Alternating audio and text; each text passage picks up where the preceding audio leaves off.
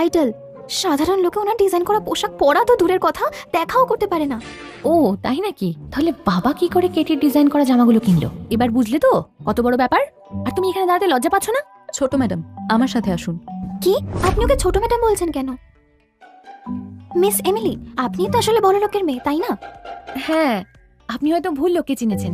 ও তো একটা কেউ ভূত, ও কি করে ছোট ম্যাডাম হবে? আপনি নিশ্চয়ই ভুল করছেন। ইনি হলেন আসল বড় লোকের মেয়ে। দুঃখিত ছোট ম্যাডাম, আমি আপনাকে চিনতে পারিনি। ভাগ্যিস কেটি আমায় দেখেনি, না হলে সব ফাঁস হয়ে যেত। হ্যাঁ, আমি তো আসল বড় লোকের মেয়ে।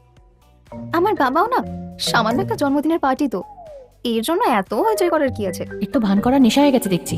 মালিক আপনার জন্য বিশেষ সাজঘর তৈরি করেছেন। জন্মদিনের জন্য আপনার বিশেষ ড্রেস তৈরি করে দেবো। মিস এমিলি, আমরাও কি দেখতে যেতে পারি? আচ্ছা, তাহলে একসাথেই চলো। ওর তো নাটকের শেষই হচ্ছে না। দেখি আর কত কি করতে পারে।